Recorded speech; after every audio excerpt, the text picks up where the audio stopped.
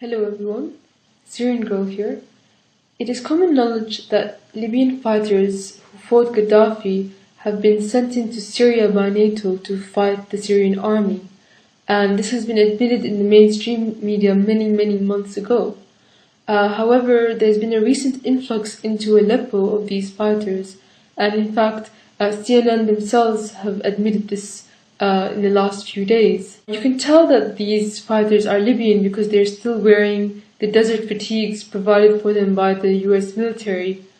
And you can also notice that they employ a similar logo to the one that they used in Libya, except it is now having the flag of the French mandate of Syria while it was under French occupation, which is supposed to be the new flag of Syria as chosen by George Soros.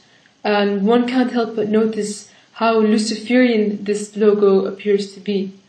And there's been a marketed shift in the Western media. They're becoming more and more brazen in their attitude to what's going on in Syria. It's no longer even showing a semblance of being a grassroots uprising. Now they're just blatantly admitting, as if there's nothing wrong with it, that Libyan mercenaries are being sent into Syria. And I do say mercenaries and not rebels, because they are not fighting in their own country. They are being paid a wage to fight in another country for NATO's agenda. And they're being paid wages by Qatar, and that has been admitted. And coordinating Libyans into Syria is US mercenary Matthew Van Dyke. And he fought with the Al-Qaeda affiliated Libyan insurgents, the LIFG, and he's also been in Iraq and Afghanistan. And, if you recall, 10 years ago, another American, John Walter Lynn, was captured in Afghanistan and dubbed the American Al-Qaeda and sent to Guantanamo Bay. But these days, that's not what happens to Americans fighting alongside Al-Qaeda. Instead, they're celebrated as freedom fighters. Recently, this Matthew Van Dyke character has set up a Kickstarter in which he is asking for donations to produce a documentary in Syria, which he intends to be, in his own words, in the style of the Connie 2012 documentary propaganda stunt. And if we recall, Connie 2012 was about warmongering, money grabbing and brainwashing. The doco aims to promote war in Syria just as Connie 2012 aimed to promote war in Uganda. And on his Kickstarter, it is titled, "This is your chance to take part in the Arab Spring," as if it's tremendously fashionable to take part in destabilizing nations by foreign powers, and that everybody just really wants to be a part of it. But on his Twitter, he directly states that funding will go into sending Libyan fighters into Syria. Want to help the Arab Spring? Donate to send 2 Libyan fighters to Syria. So the message is, hey kids, ever wanted to fund Al-Qaeda and mercenary death squads into someone else's country? Imagine if the Kickstarter was about sending Al-Qaeda terrorists into the US instead of Syria. The nerve of these people is incredible, to think that such a thing is now commonplace. And is no longer really a grassroots uprising in Syria. There's no trace of such a thing to exist, if it ever existed in the first place. It is blatantly an imperialist war against Syria, and it's an extremely dirty war at that. There's been no declaration of war, there is no regular army, it's just mercenaries and massacres. And this is what is being funded in Syria right now, by such Kickstarters, tribes being summarily executed by NATO stooges. I welcome you all to report this Kickstarter as funding violence and terrorism. Thank you. Your background is Syrian and you're Sunni, yes? And you're a staunch critic of the rebels. Why? Well, I think this whole debate is ignoring the main point here, which is that the rebel uprising or the democratic uprising is not that. It's a Muslim Brotherhood uprising. The Muslim Brotherhood was the main opposition group in Syria for the last 40 years, and they are the ones that want to remove the secular government And I'm not a government supporter. I am for the reform process, just like the majority of the Syrian people. But the fact is, before you interrupt me, sir, the fact is, it is the American and NATO governments and Israel that are funding these Al-Qaeda terrorists and Muslim Brotherhood extremists. And that is the point that everybody here is missing. That's true. And the fact is that, excuse me, sir, but you do have a stake in Syria because we have Russia emerging as a superpower, and you have China emerging as a superpower, and America and NATO want to control the Mediterranean Sea. They want to cut off this new pipeline deal that is happening between Syria, Iraq, and Iran. They want to cut off ties between Syria and Iran, which is why these people hate Iran so much. And this is why these sectarians are against any unity between Syria and Iran, because they want to see Syria get destroyed. And that is what this is about, destroying Syria. Yusuf? Has less corruption, but also maintains our foreign policy, which is of the utmost importance, because we have an imperialist, Zionist entity right next door to us, Israel, which is funded by NATO, and the whole crisis is being created by our enemies, Israel, NATO, America.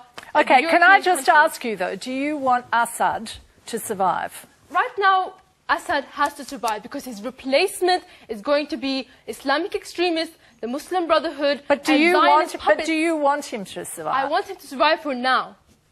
But do you want him to run Syria? I want him is he the person you want running your country? I want to run Syria eventually. Okay? So now I see that the fall of the Assad regime would be a disaster for my country because it would turn into another Afghanistan. Okay.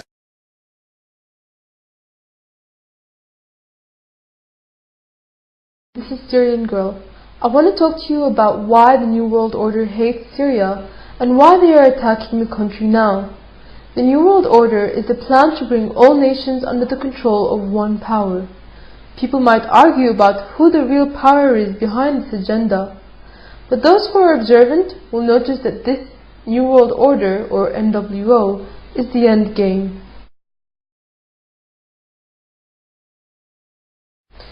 Syria has always resisted and is the front lines against the New World Order. One of the ways that Syria resists is that Syria does not have a Rothschild central bank. A Rothschild central bank is a bank that has been bought by the Rothschild family, one of the richest and most powerful families in the world. It is a bank which is under the control of the Bank of International Settlements, which decides how much money is worth in a nation and how much debt a nation has. In Libya, one of the first things that happened after NATO took over that country is their central bank was turned into a Rothschild central bank. Another way in which Syria resists the New World Order is that it has no loan to the International Monetary Fund, or IMF. Syria, before the crisis began, was a totally debt-free country. If it has ever taken out loans, it was not to the IMF, but to a trusted ally, like Russia. The first thing that Egypt's new President Morsi did when he came to power was saddle Egypt with $4 billion worth of IMF debt, even though he claims to be a Muslim and Islam is against debt and interest. Because Syria owes no money to world powers, and her bank is free from foreign control, she is able to choose her own foreign policy. This is why Syria can oppose imperialism like in Palestine, Libya and Iraq, and ban genetically modified food. Syria has never had genetically modified food and has recently formalized this into law. Companies like Monsanto are among the war profiteers, or dogs of war. When Iraq was invaded, one of the first things that US's Bremer changed in the Iraqi constitution was to make it illegal for farmers to store their own seeds and force them to buy genetically modified seed from Monsanto. Genetically modified seeds are very expensive and carry a promise of being better than natural seeds. Many Indian farmers who bought the seeds and had their crops fail that year committed suicide because they had no money to buy new seeds from Monsanto and couldn't have saved their own seeds because they had entered a contractual agreement to purchase seeds from Monsanto. Famine reigned as a result. Controlling food supply is yet another constraint the New World Order uses to keep countries in check and bring them under the control of the one world government. Syria resists these steps to control her. Syrian state media doesn't shy away from discussions of secret societies. In Syria, talk of secret societies is not seen as a fringe conspiracy, but mainstream. Those that tell you it is not significant that two US presidential candidates, Bush and Kerry, were both members of the same tiny secret society, the Skull and Bones, are willingly blind.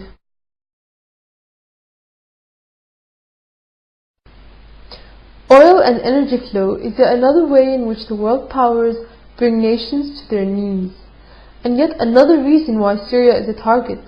Syria recently discovered gas off its coast, and she was working on a new pipeline going through Iran, Iraq and Syria to Europe that would rival the BTC pipeline currently going through Israel. Forcing oil to pass through Israel through the BTC pipeline is the way in which the New World Order uses Israel as their hub of control of the oil flow between Europe, Asia and Africa. They can turn off the tap whenever they want, and that brings nations under their umbrella. Syria's attempt to give the world an alternative route for oil and gas could have been a way to free the world and put a wrench in the plans of the global dominators.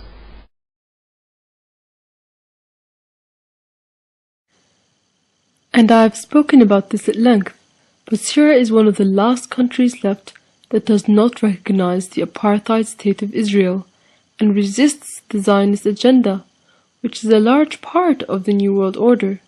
This is one of the main reasons the New World Order sees Syria as an obstacle to its plans, and this point requires an individual video.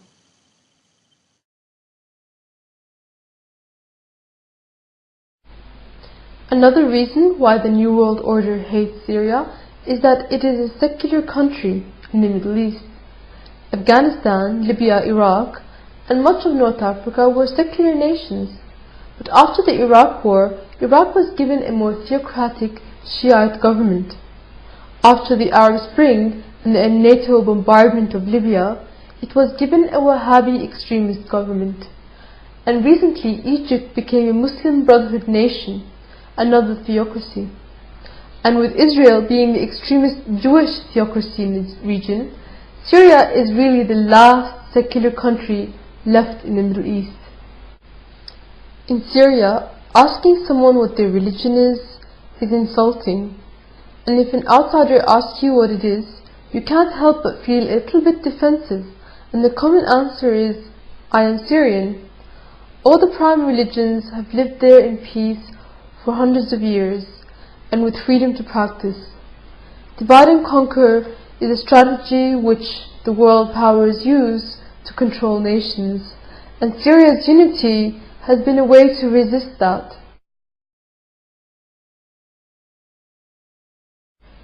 Syria has a very strong national and cultural identity. If you have ever traveled the world, you will notice that you can find the same shops and the same culture being spread everywhere. You can find the same clothing item in a shop in Dubai that you can find in a shop in France. This is not the case for Syria. Syria holds on to its uniqueness and its own production. Coca-Cola and other foreign companies used to be banned in Syria, but years ago the current president unbanned them, which I believe was a huge mistake. Syria had its own cola production companies that were even more delicious, that had to close down as a result of Coca-Cola being unbanned. But these reforms really only went so far to open up Syria's economy, and Syria still resisted entry of foreign companies. And I think this is one of the other reasons that Syria is hated by the New World Order. Syria is one of the last countries that remain distinct from everywhere else, and I believe there's a clear New World Order agenda to make everywhere look pretty much the same, and thereby create no more nations and one world government. What a boring world that would be. The New World Order hates Syria because Syria is free. So Orwellian it is that they shout "Free Syria" when they really try to enslave her. If Syria falls, it could be a tipping point that ends up in victory for the New World Order, like Stalingrad was a tipping point between Germany and Russia in World War II. Syria resists in spite of all the massive power of the nations against her. She resists not just for herself, but for every free person. As I said earlier, Syria is the front lines against the New World Order. So fight alongside us until the end.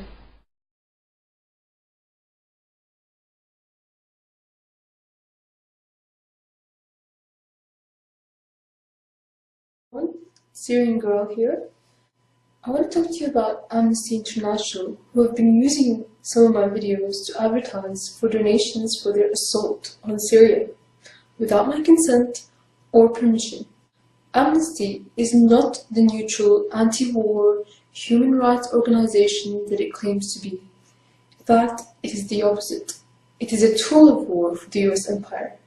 Please do not donate to them and make an effort to share the following with anyone who does. George Soros is the man behind the operation. He funds Amnesty along with many other NGOs that promote colored revolutions and humanitarian interventions, and one of those NGOs is called Abaz, and Abaz has been providing logistical support to the insurgents in Syria for the last 15 months. So, by giving money to Amnesty International, you're directly funding George Soros, who is directly funding Syria's insurgency.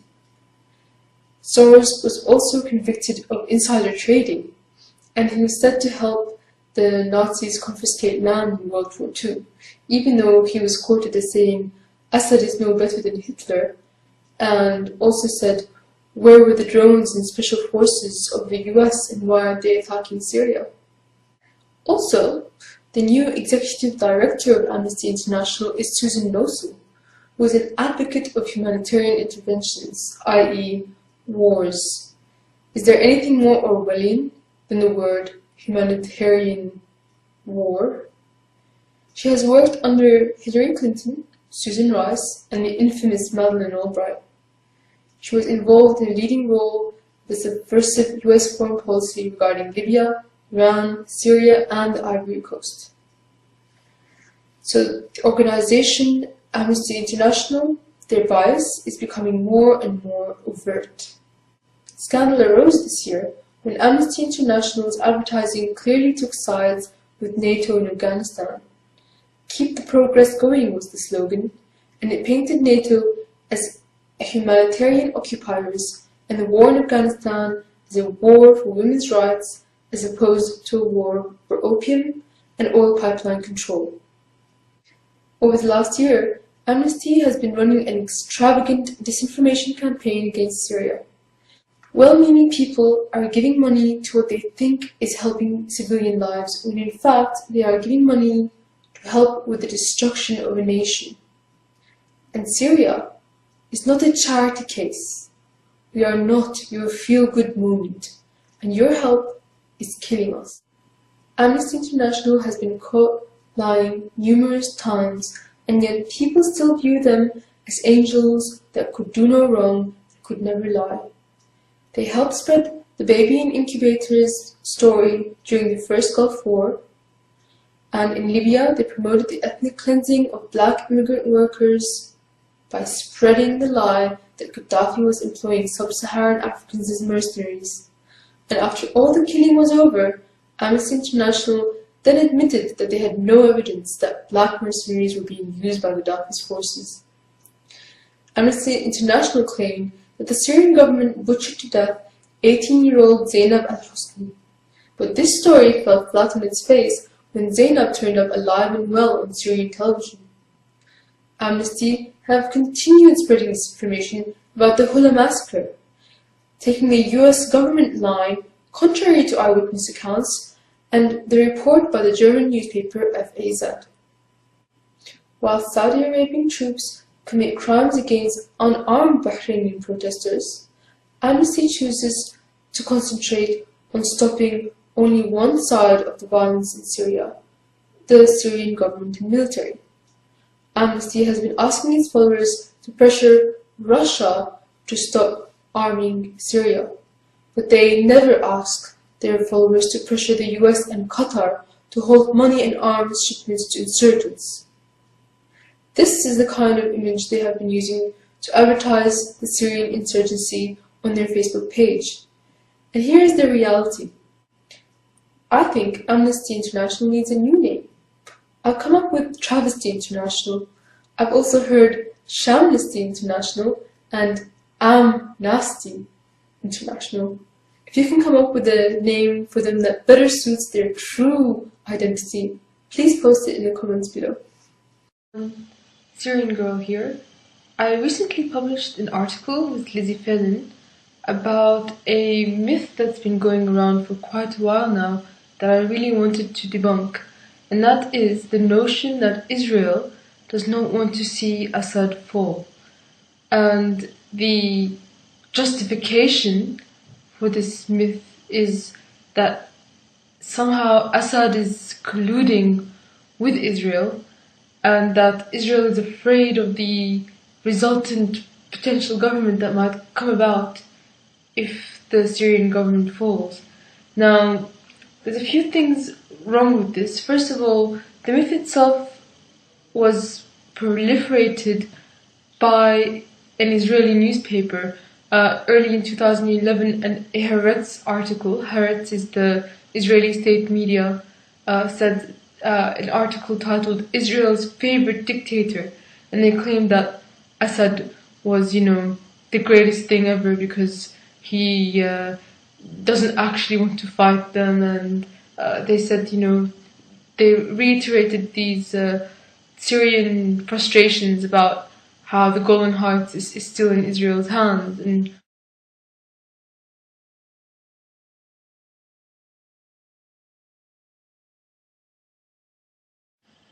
it's surprising how many usually politically aware people have bought into this myth, and it's mostly amongst the left. And when I say left, I just mean it as a shortcut for many people inside socialist, Trotskyist, Marxist, and liberal sort of humanitarian interventionists. So if you forgive me, I'll use left as a shortcut. But in these groups, there are many people who have bought into this notion that Israel has nothing to do with what's going on in Syria right now, and that it actually is an ally, a secret ally of Assad. So if you read The Socialist Worker, that's the sort of line that they are carrying. But what they are ignoring is history. The US and Israeli foreign policy has rarely ever differed, and it's the US that is now spearheading regime change in Syria. So it's not a great logical leap to assume that Israel too benefits from regime change in Syria. And if you look at recent history, Syria has been a roadblock for Israel. They have been funding Hezbollah, which is the force that stopped Israeli occupation in 2006. And we have heard much noise coming out of Israel against Iran. And we know that Syria and Iran are allies and have a mutual defense treaty. And these two countries are supporting both the Palestinian cause and the Lebanese resistance. So it would be a logical conclusion that Israel would benefit from breaking up the Syria-Iran mutual defense treaty. And furthermore, these two countries have a plan for an oil pipeline that will rival the BTC pipeline that Israel already controls. So there's many Zionists, high up Zionists, that have been supporting regime change in Syria since the beginning. And this is Bernard Henry Levy and Joe Lieberman. these are the men that have been working behind the scenes and meeting with the FSA to try to create regime change in Syria. And more recently, in the last few months, the mask of this myth that Israel doesn't want to see Assad go has been falling. And you have voices from the Israeli President Shimon Peres, their Defense Minister Ehud Barak, and their Vice Prime Minister and their Foreign Minister. They all have come out and said they would like to see Assad go. So, although those people who maintain this notion that Israel doesn't want to see Assad go, well, how do you explain this? In fact, many in the Syrian opposition have been making overtures to Israel, saying that once they take power, there will be some alliance formed between Syria and Israel. The Syrian National Council, which is the government that the US set up that's supposed to take power once Israel falls, their spokeswoman, Basma Khudmani, was appearing on a French television program saying that Israel is the ideal democracy in the Middle East and that Syria and Israel should be friends. She was also an attendant of the Bilderberg 2012 conference. So it's clear that she has the establishment's tick of approval. And if we look at some other names in the Syrian National Council, Amar Abdul Hamid, Radwan Ziadi, they have all come out and said statements that are friendly to Israel. And even outside the SNC, there's opposition members that have come out and said, yes, we would like to make alliances with Israel. So it's clear that Israel is going to be a beneficiary once the Syrian government falls, if the US gets its way. So this is clearly in Israel's agenda to create a regime change in Syria. And some might say, well, the Syrian National Council doesn't represent the opposition in Syria. Well, in fact, even the Free Syrian Army had their spokesperson, which was formerly their spokesperson, Dani Abdul Dayan, appeared on CNN saying that he wouldn't mind Israel to occupy Syria if it helped get rid of Assad.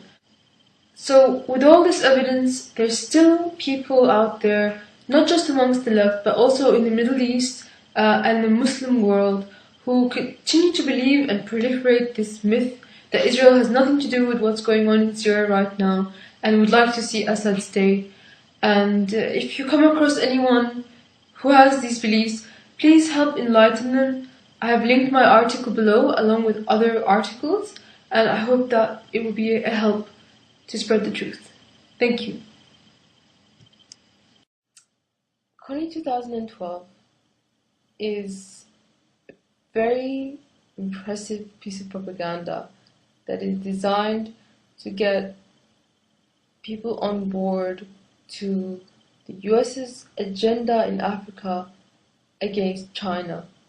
And if you're not already aware, China and the US are in a state of war, Cold War, in Africa at the moment, and it's heating up because in October of 2011, Obama basically invaded Uganda with 100 US soldiers, and he did so without permission of US Congress or permission of the Ugandan government itself. So basically it was an invasion, not a humanitarian cause, and not as the film Connie 2012 describes, not just, advisors. They're not advisors, they're not civilians, they're not diplomats, they are soldiers, they carry weapons, and they go there to show China that the US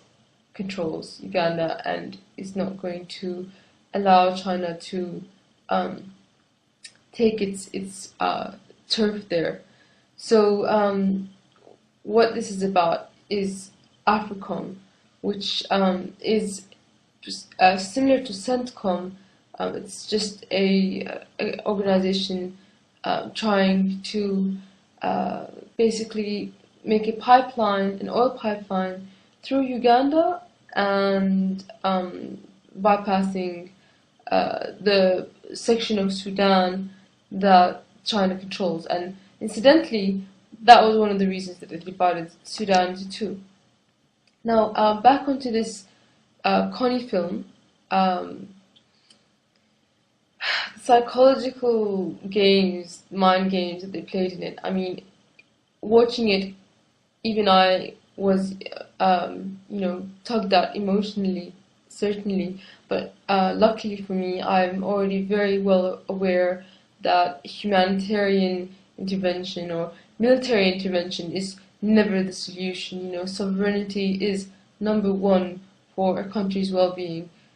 Once that is broken, everything starts to fall apart. So, with the psychological games that they played, one of the things that they did is first calm people down, relax them, and then lull them into an emotional state.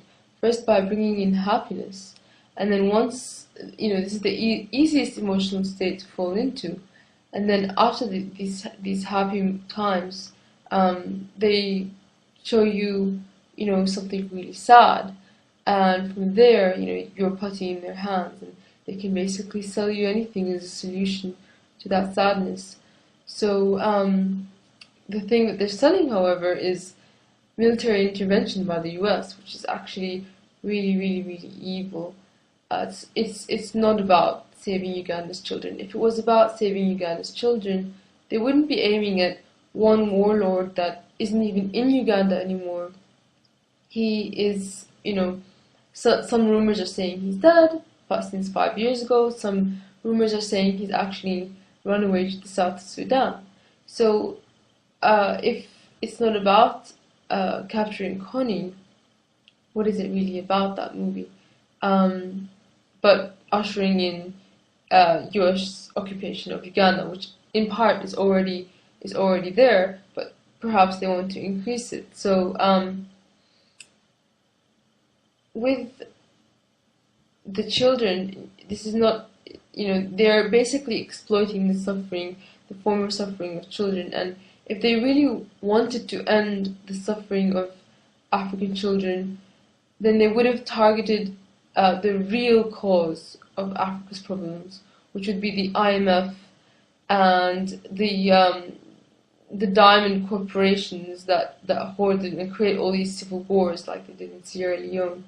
So the stupidity and the irony of this Connie 2012 is how they're showing these activists begging known war criminals to intervene in Uganda.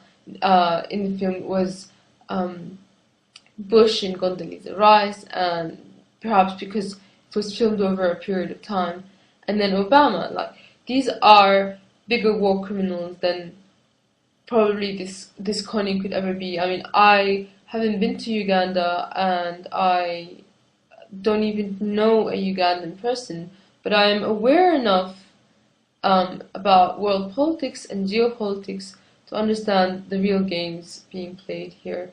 And lastly, I just want to say that I found it very amusing that in the film they basically quite literally pre-packaged activism.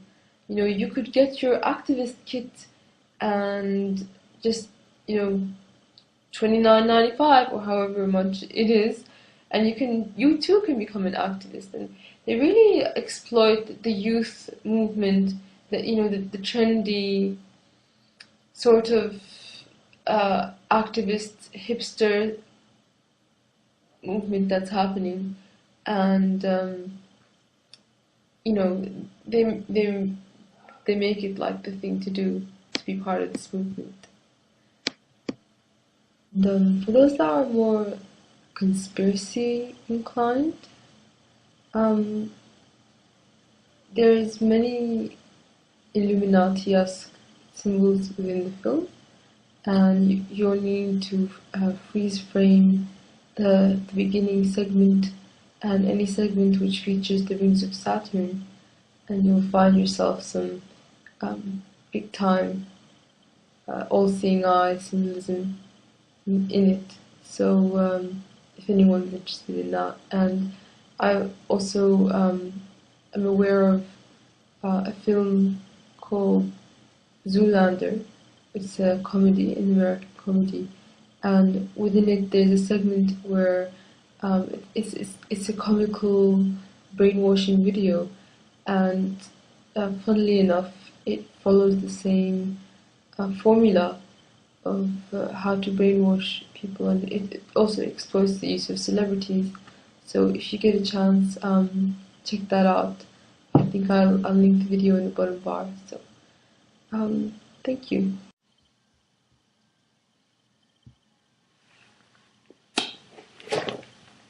Hi everyone, Syrian Girl here. In the last few days, a photo emerged of the insurgents unpacking boxes of gas masks.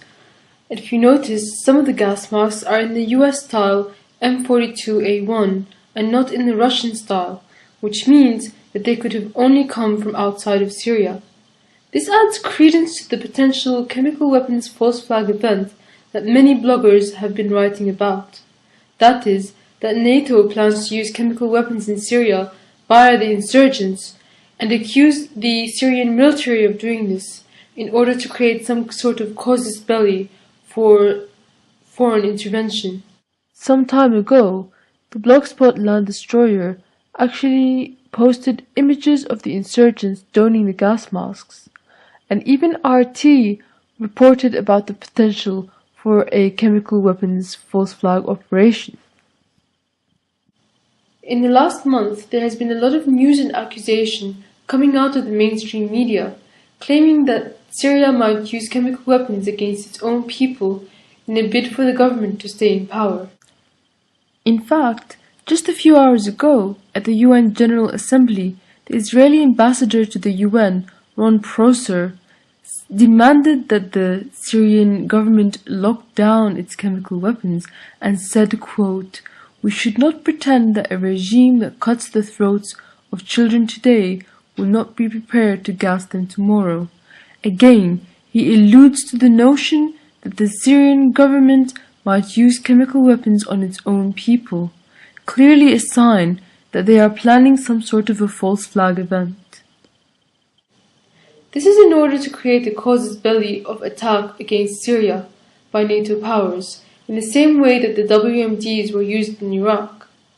There's also been some claims that NATO and Israel are afraid of the chemical weapons getting into the wrong hands, and hence must act in order to stop this from happening, again an excuse for intervention.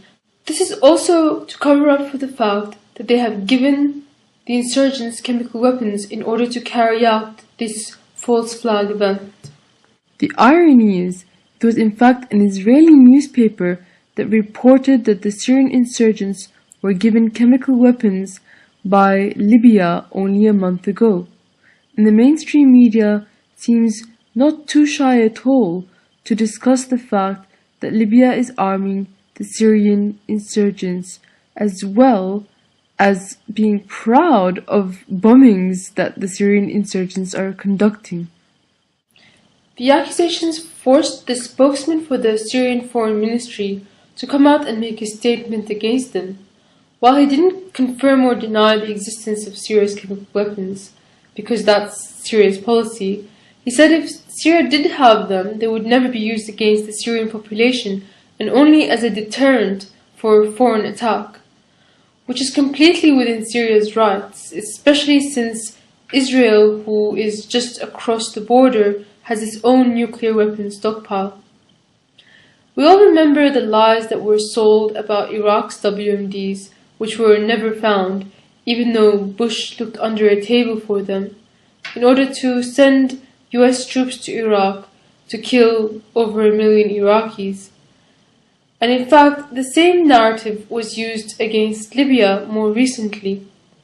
In reality, NATO powers gave chemical weapons to the Libyan insurgents of the Zintan tribe, which were then subsequently used against the pro-Gaddafi Mashashia tribe. I truly hope that making this information available will actually prevent the false flag from happening, as I do believe that we're coming closer and closer to seeing this event actually unfold. Thank you very much. Syrian Girl, today you're going to tell us about Al-Qaeda, I believe. Is that correct? Yes, or as otherwise known as Al-Qaeda, because many believe it is just a front of the CIA, an organization that is controlled and puppeted and was created by the CIA. So we all know that in Afghanistan, during the fight against the Soviet occupation there, the CIA funded Al-Qaeda and Osama bin Laden. We all know that that's part of history. But of late, since 2001, we are, and a little bit before that, we were led to believe that Al-Qaeda was a anti-American terrorist umbrella organization that was just basically everywhere and was all powerful and could bomb buildings, the Pentagon, hijack planes, bomb boats, etc., etc. But all the while, as a matter of fact, the Al-Qaeda was always in the hands of the CIA, and for a brief time, that wasn't as obvious as it is now. People who would say this were seen as conspiracy theorists. But even in the mainstream media now, we're getting reports that the Libyan rebels have a strong Al-Qaeda element in them. One of the rebel leaders was in fact tortured in Guantanamo Bay by the CIA, obviously, and the Al-Qaeda flag is currently being flown over a Libyan courthouse. So it's not a conspiracy theory. The evidence is there that America supported an Al-Qaeda presence in Libya and to take power there. I kind of read up on all this, and I just concur and agree with everything you've said.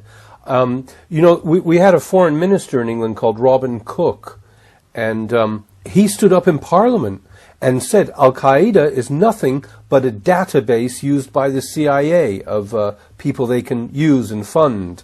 Well, yes. He died very suddenly, and some people think it was very mysterious.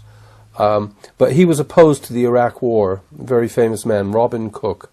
Well, where can we go from here? Because you might be preaching to the converted, you know. I mean, so many people accept what you're saying and agree with you.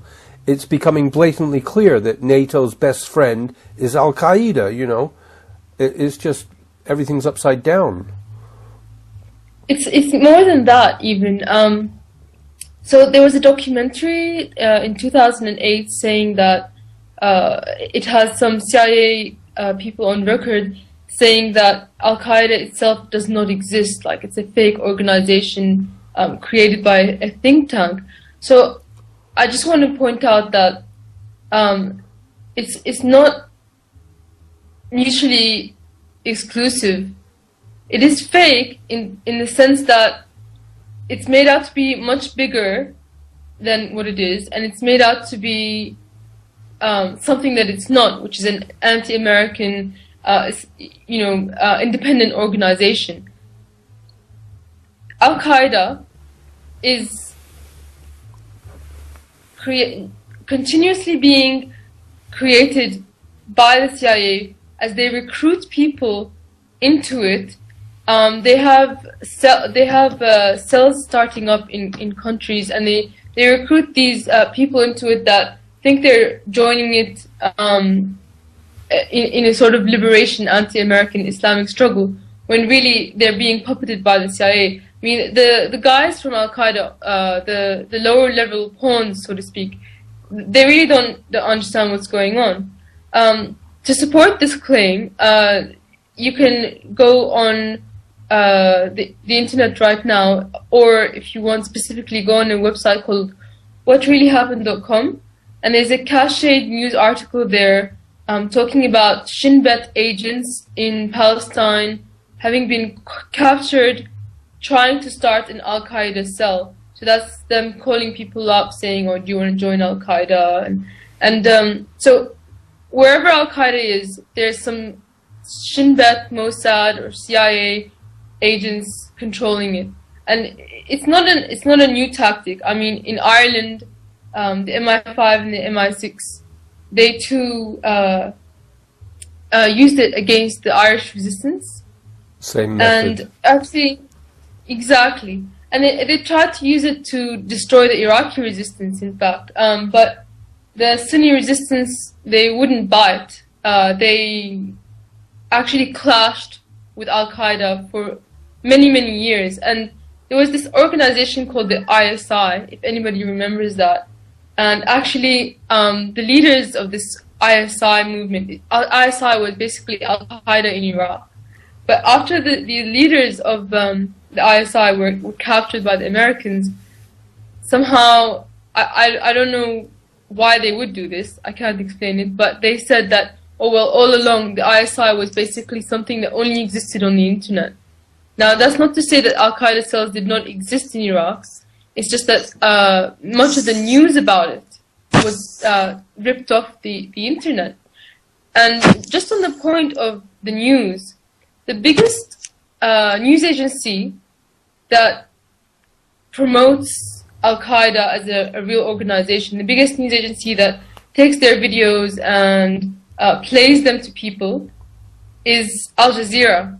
And now you're seeing Al Jazeera taking basically all the revolutions, almost all the revolutions happening in the Middle East right now, and using them to gain influence over the countries. So basically, in conclusion, Al-Qaeda, the CIA, and Qatar are one entity. Sounds right. You've got some Al-Qaeda cells working in Syria, coming from Lebanon and Turkey. Is that correct? I think we're starting to see that a little bit now, because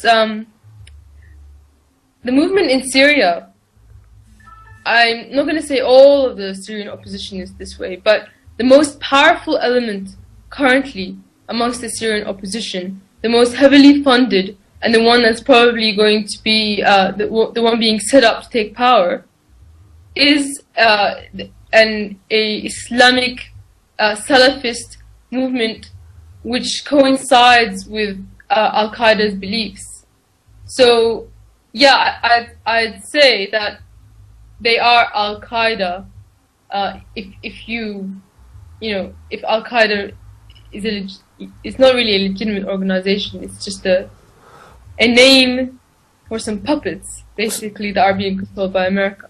So, do you think all the Arab world could become Al-Qaeda or Muslim Brotherhood? I don't know if it's fair to combine the two in the same sentence. It's not exactly fair, because the Muslim Brotherhood are more like democratic, what do you call them, Christian Democrats, but I think that even they are being pushed more and more to the extremist Salafist side. I think the way that I see it, it seems that only the secular countries are being targeted, and they're being turned into these Islamic Emirates. And I think the powers that be, for some reason, they wish to see the whole Middle East being turned into theocracies, whether being run by like Wahhabi Salafists, as in Saudi Arabia, or otherwise. I've heard it said that Israel would like to see, religiously run countries all around it. I mean, also it might just be a reaction to Israel, given that Israel's waving a religious flag. Just Maybe. food for thought. Maybe, or you might say that this is just the Sunni Islamic states like Qatar and Saudi Arabia trying to gain influence over everything in opposition to Iran, which is a Shia government. But maybe somebody is puppeting everybody from the outside, trying to create a huge clash between the religions. And in order to do that, you can't have any secular states being left. If you think about it, the only secular states in the Middle East is the Levant region, which is Syria, Lebanon, and Palestine. And even Palestine not so much anymore because of Hamas's strong religious ticket. So the only country left with a secular stance at the moment in the whole Middle East is Syria. It's not very fashionable right now, secularism. No, it isn't. It seems to have been something from the 70s or 60s. But, sorry, go ahead. No, I'd like you to continue. If not, I wanted to make one comparison. If anybody's read the book George Orwell's 1984, there's a character in that. His name is Goldstein. And by the end of the book, I'm sorry, this is a spoiler, but by the end of the book, you learn that this Goldstein character, who was supposed to be against the government and leading this insurgent terrorist organization against the government, he turns out to be a puppet of the government all along. And he was used, basically, he wasn't even real, he's just an actor. And the whole organization that he was supposed to be a part of was used to get dissidents to expose themselves by attempting to join it. And one of the other interesting things about the book was Hate Minute. And this was when this Goldstein character would appear on television and talk about why you should oppose the government. And that always reminded me of the hate minute we received watching Osama bin Laden on either CNN or Al Jazeera, just clips of his speeches, and we were supposed to just sit there and rage this creature. It's the signature of our ruling powers now to demonize certain characters. It's terrible, and you're absolutely right. It's about everybody get angry and hate somebody for a minute. Yes. What are you going to talk about next time? May I ask you in advance? There's a few things I'd like to talk about. Obviously, the things in Syria, because I'm Syrian, are important. There's some historical things I'd like to mention as well. More war crimes about that went on in Iraq. There's just so much. There's just so much to talk about. Hi everyone, I'd like to make a statement about the crimes that the Zionist entity is committing in Gaza right now. First of all, it's not as the mainstream media and the NATO media are trying to portray, a war between two equal sides, and sometimes they like to say both sides are equally wrong. And it's not a question of who started firing missiles first, because that ignores history in its entirety and ignores the fact that Palestine right now is under occupation, and any peoples who are occupied have a right to resist under international law. This is basically a continuation of a fight for survival of the Palestinian people who have had their country stolen from them by the British occupiers who had handed it over to European illegal immigrants. In 1917, the British Balfour Declaration was Britain's declaration of support for the creation of a Jewish state in Palestine, which they occupied at the time. So they gave 55% of the best Palestinian land to what constituted only 35% of the population at the time, that is, the illegal European Jewish settlers. They didn't even bother to create a viable state for Palestine. In fact, they gave them two lands, the Gaza Strip and the West Bank, that are separated, just to prevent the possible future of creating a Palestinian state. The Zionists don't like to mention that in order to achieve stealing this land, they have to ethnically cleanse the area by massacring entire villages of Palestinians. You'd think that would be enough for the Zionists, but then they began to build illegal settlements on what was left of Palestinian land and have their soldiers occupy that land to defend the illegal settlements, even though the United Nations has asked them to pull out. Basically, the Zionist ideology wants everything from the Nile to the Euphrates, and it is an ideology that opposes peace. And so long as the Zionist ideology is within Israel, there will not be peace, because Israel will always act to sabotage it. Which explains why Ahmed Jabri had a draft of a peace treaty in his hand before Israel assassinated him. Zionists like to claim that there was never a Palestine. Well, that's true on a technicality, but on that very same technicality, there never was an Israel either. But there indeed was Palestinian people living on the land that was ethnically cleansed, and now there are 3 million Palestinian refugees scattered across the world. And it's quite obviously clear from this commemorative coin that those people who lived on that land recognized themselves and the land that they lived in as Palestine. Now I just want to get into some political analysis and chronology of events that led up to the Gaza war that's happening now. Syria has always been in support of the Palestinian struggle and continues to be in support, but Hamas actually betrayed Syria in 2011 and sought an alliance with Qatar instead of Syria. Syria had been training and defending Palestinian resistance fighters since the previous Gaza war and trained them in the use of the Fajr 5 missiles that have been striking at the Israeli heartland right now. In fact, it was the Syrian defense minister, Dawood Rashha, who was murdered by the FSA insurgent traitors with a bomb that was behind the program to help the Palestinian resistance. But Hamas actually supported Qatar's fake insurrection in Syria in 2011, and we're seeing the destruction of that continuing on.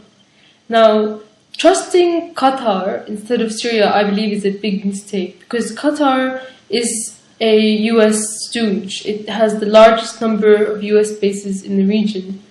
And in fact, even though it's now putting on this face of being pro-Palestinian along with Egypt and other Arab state GCC countries, it still maintains relations with Israel. It's interesting to note that a month before this Gaza war happened, the king of Qatar, Hamid, visited Hamas in Gaza and gave them $250 million. Straight after he left, 3 Hamas leaders got assassinated. It's almost as though the whole thing is an exercise for the Muslim Brotherhood to earn some sort of legitimacy in the eyes of the Palestinians and the Arab and Muslim world. You have now Egypt's Morsi, this new Muslim Brotherhood government, which is of course also supported by Turkey and Qatar. This Morsi is now pretending to really care about the Palestinian people, and he even removed his ambassador from Israel. Compare that to Syria, who has never had an ambassador to Israel in the first place. But if you look at what Morsi has done since he first began to take power in Egypt, he actually demolished 90% of the lifeline tunnels that the Palestinians were using to smuggle food, water, clothing, and medicine to survive the siege that the Israelis were putting them under. So obviously, all this talk of how he cares about the Palestinian people is nothing but to earn legitimacy for these vestiges of US interest in the region, the Arab states and Egypt. So that, I think is very much to do with the end game also, because I believe that the Zionist ideology to control everything from the Nile of the Euphrates, including the Sinai desert, is eventually going to come into play. Not yet, but eventually. And for that, they're going to need some controlled opposition in Egypt to have an excuse to take over that land. I want you to know that every time I have mentioned Israel, I really mean the Zionist entity, because Syria doesn't recognize the state of Israel, which was forged on the apartheid, racist, Jewish supremacist doctrine of Zionism, which also violated the Geneva Conventions, which says that you cannot change the borders of the country which you occupy. And that is exactly what happened to Palestine when it was under British occupation. And finally, I support a one-state solution, which is one unified state where Zionism is not the ideology, but it is a secular state where both Christians, Muslims and Jews who live on that land are equal. And of course, which also includes the right of return to the Palestinian people from around the world who still have in their hearts love for their real homeland. And I don't think there's anything unjust or wrong about that. And anybody who has any humanity in them would also recognize this. Thank you.